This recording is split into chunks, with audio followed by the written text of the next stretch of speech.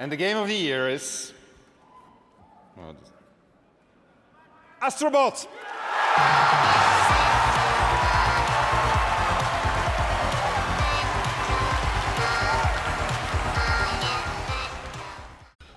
Black Myth Wukong lost at the Game Awards. Now, normally this isn't really a big deal, but due to the reaction by the developer, you would think that they were guaranteed a win. Now, personally, looking at the selection of games, I do think this was a very competitive year, but maybe the developers are actually right and the game is just that good. That's kind of what we want to explore in this video, because for you to state that you being there was a waste of time is like indirectly saying that anyone else who was considered for this reward was wasting their time because it should have just went to you.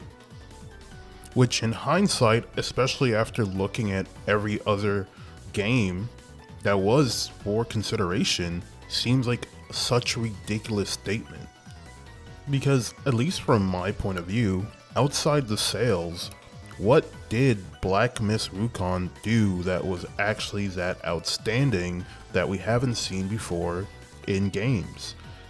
But let's get into it. I think one thing that people can't take away from Black Myth Wukong is the sheer amount of sales they were able to do in the first couple of weeks. It is honestly astonishing, and it's a feat that no other game that was nominated for Game of the Year was able to achieve.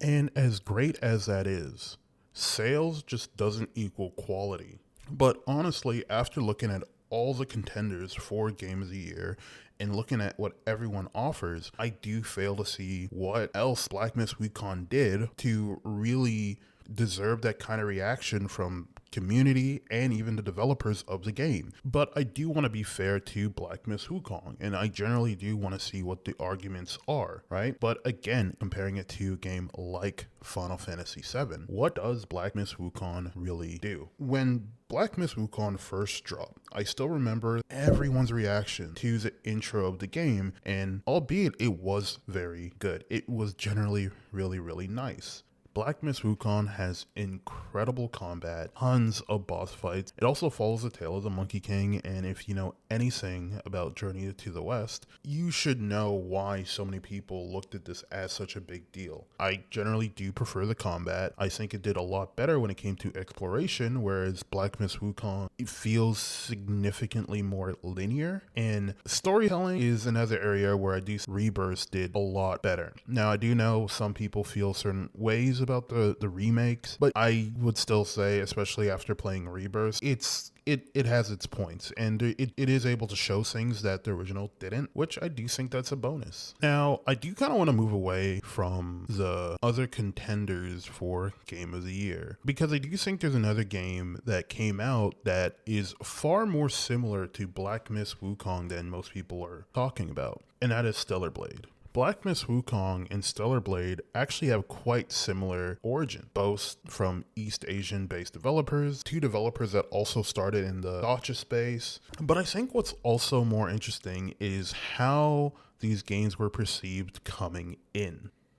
For Stellar Blade, it was seen as this woke game for censorship and, for changing costumes, and it honestly did have a lot of negative press when it first was coming out, because people generally believed that this game was censoring what it was to appeal to wokeness, versus a game like Black Myth Wukong, where, if I'm remembering correctly, the devs just didn't want any political talk surrounding their game when people are streaming and this game got a lot of praise for that. Other than that, combat looks extremely similar. They're playing the same genre. They're both action games that also, for some reason, gets confused for being a Souls game, right? I guess because they have that like white ominous dot when you lock onto your enemies.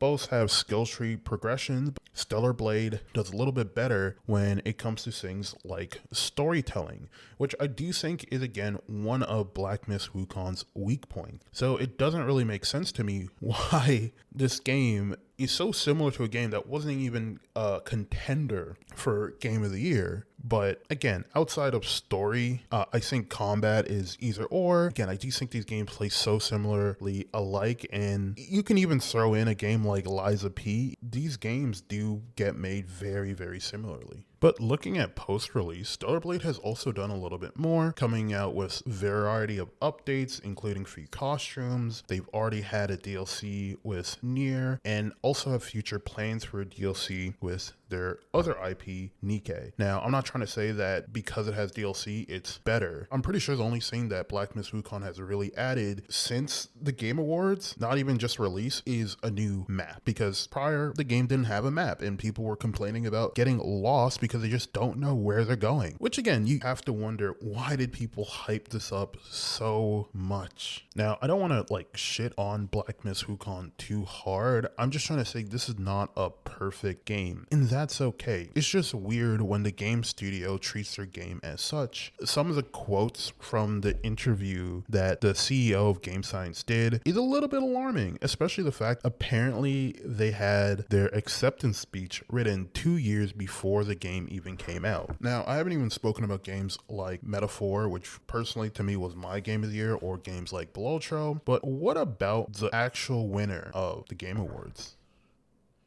In our current age, a genre that typically carries the reputation of being childish won. So it was funny in a way. This was one of the few times I was pleased with the TGA results. I really appreciated the fact that a platformer, of all things, won the awards. But it seems like gamers didn't share that opinion whatsoever. They were displeased, and the reaction from a vocal minority expressed some very strange opinions. I've seen all sorts of interesting reactions. Okay, it's libtard propaganda. It's Joe Biden's fault. I am saying right now. This is my take. It's Joe Biden's fault, 100%. The council voted Wukong. It won, and then it said, nope. Too much China winning.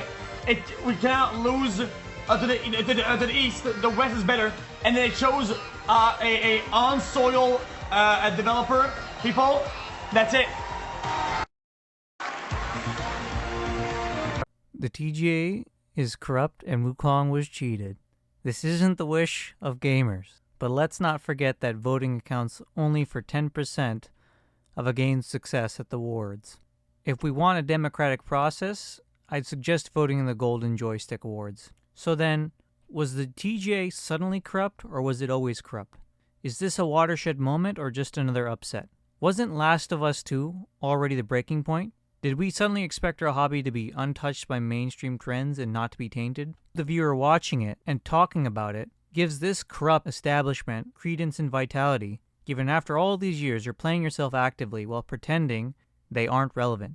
Any buzz, even if it's secondhand, still convinces the sponsors to keep sticking around. If you don't have enough integrity to cut them off completely, it suggests that the award still holds some sort of clout or sway in your mind. You couldn't look at Astrobot as a progressive pick. What's more traditional to gaming than, a platformer? If a Mario game won, would that have been bad too? Is this about the game or the genre itself? Astrobot was a unique game in the running, all things considered, as most were just form of RPG in some kind of way. It could be argued that Wukong had competition in the same category, but some titles had their own controversies of their own to wrestle with. Wukong seemed to be a clear favorite, and it was expected to be the winner. Award ceremonies are known for their upsets. So why does it matter now? Astro looks and plays well, just as a well-designed, plain fun game. With no extra fluff. It's just pure gameplay. Don't we need more of that? Tight, well-designed games without any of the other baggage we hate? And Souls-likes were getting stale at this point.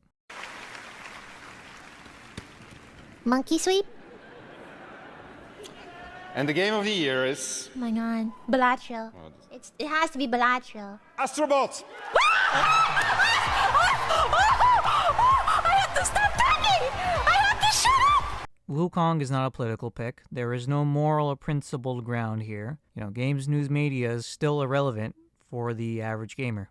All things considered, Wukong is a successful title, but it doesn't mean that it's going to be successful in this sense. It made its buku bucks, and I'm glad that it exists. But even if there was a campaign against it, it doesn't change the fact that this is an overblown issue that is being farmed for clicks and views on every possible side. There is no victory worth fighting for here. Ultimately, I was pleased, and now I'm just laughing, with a little bit of contempt, at the seething. It's funny and absurd that if you didn't write off the previous years, suddenly it's a big deal. This isn't even about being woke or anti-woke. It's just a blown-out nothing burger that people will complain about for clicks. You're putting time, money, energy into influencers and trends that you could be putting into yourself. So in summation, #BabyGamesForever, #BabyGameSupremacy, #BabyGames are the best.